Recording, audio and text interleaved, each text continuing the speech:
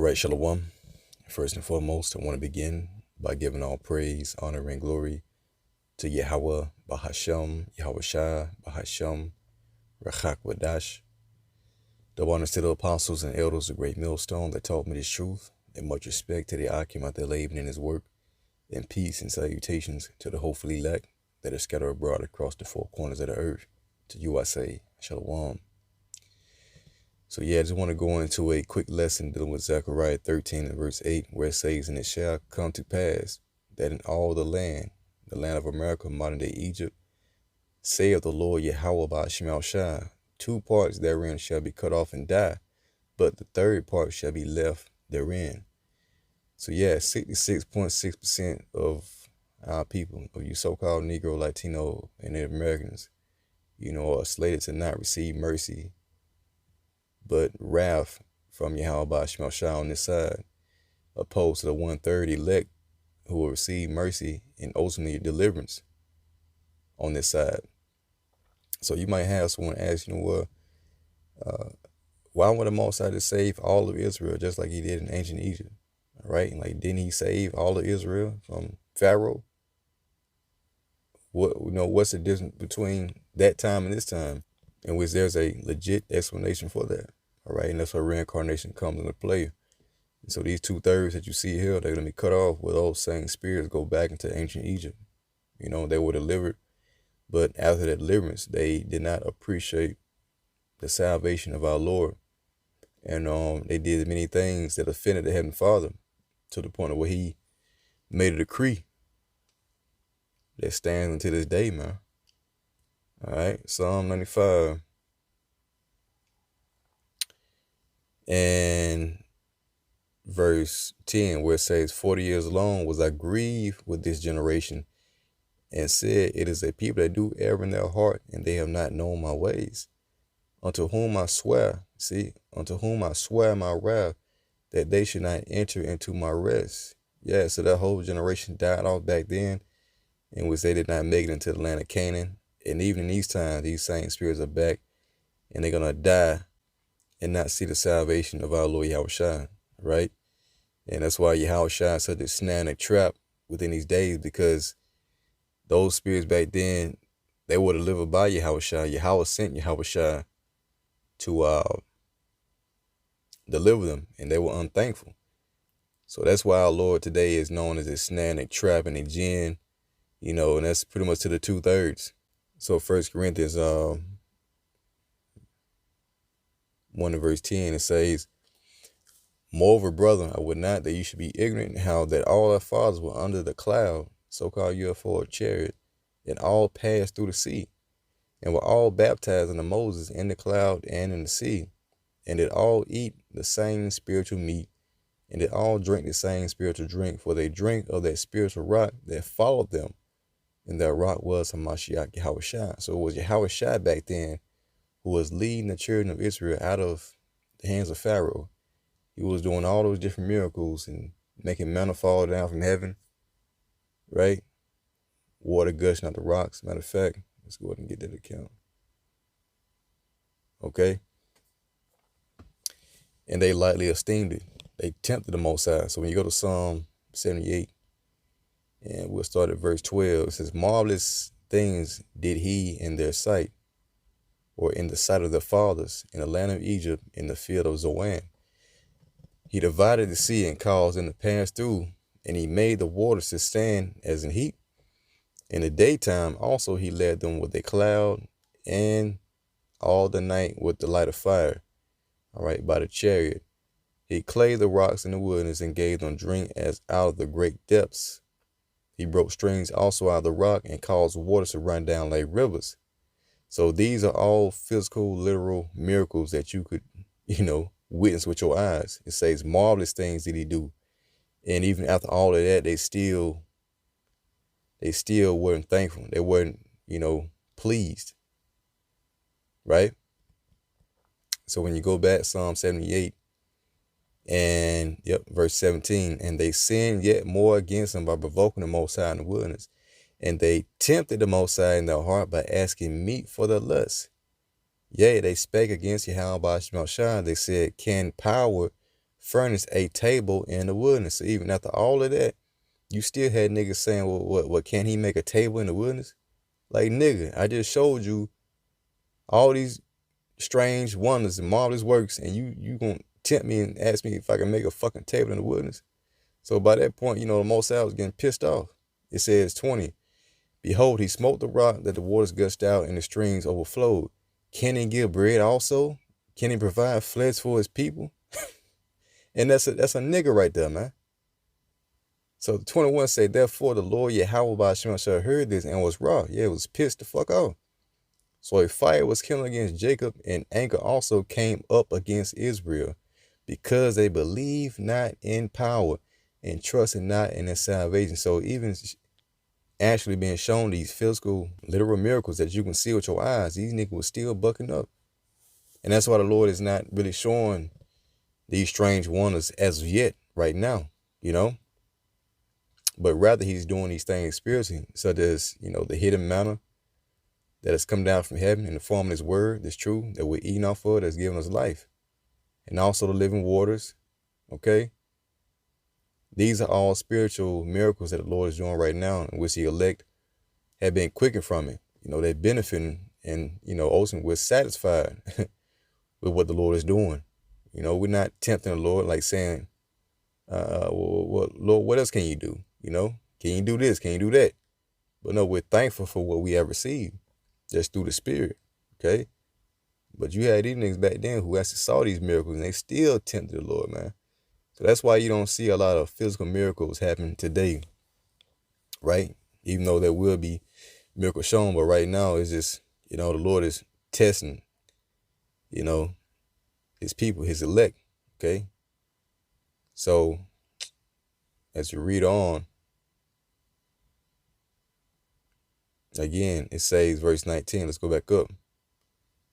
All right, it says, yea, they spake against power. They said, can the Most High furnish a table in the wilderness? Okay, so when you think about this from the perspective of the Most High, okay, of course, one day with the Most High is 1,000 years on us.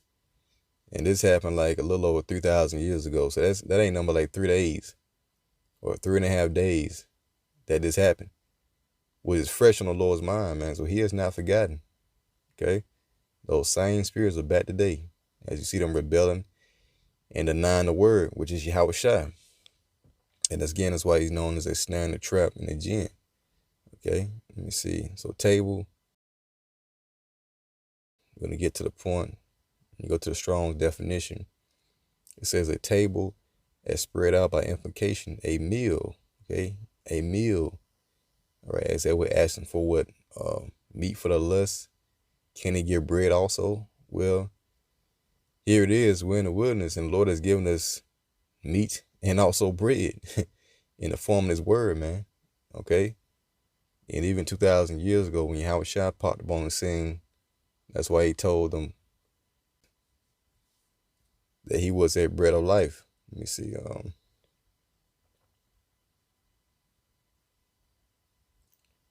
Right?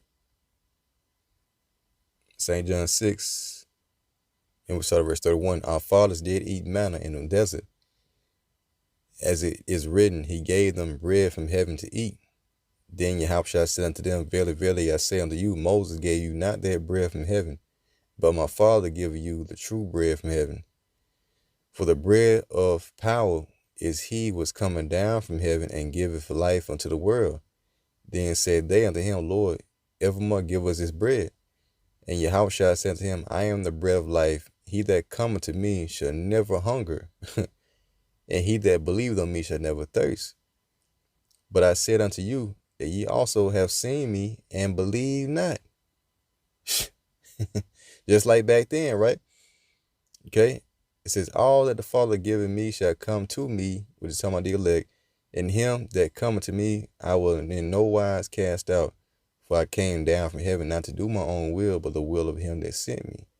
And I want to get to the point. Let's scroll down to verse 48. Lord says, I am their bread of life. Your fathers did eat manna in the wilderness and are dead. But this is a bread which cometh down from heaven, that a man may eat thereof and not die. And that's ultimately going into, this word, okay? This word coming down from heaven in the form of this doctrine, in which we're eating of it right now. A table, has been prepared for the elect in these times. And we're feasting on Yahweh Shai, in which he represents, the flesh and also the bread, and that's giving us life. So 51 says, I am the living bread which came down from heaven. If any man eat of this bread, he shall live forever. And this bread that I will give is my flesh, which I will give for the life of the world, man. So yeah, Yahweh Shai, embodies what these niggas were looking for. And that's why he's not easily accessible to these niggas today. That's why, again, he's known as a snare and a trap. All right. So these same niggas who was back then rebelling against the Most High, they were doing it all throughout their generations, and even King David put a curse on these niggas. I forget what it is. Is it Psalm 96?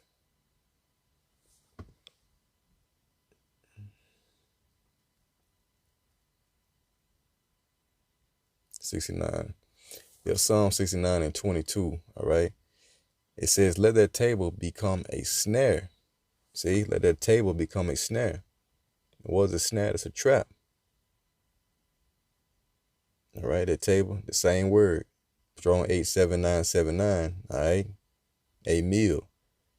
All right. So that table represents this truth. Okay.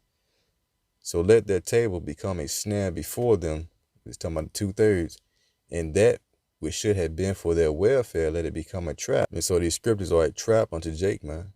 The Lord got them wandering around in the wilderness, this modern day wilderness, seeking for answers, seeking for bread and water, and they can't find it.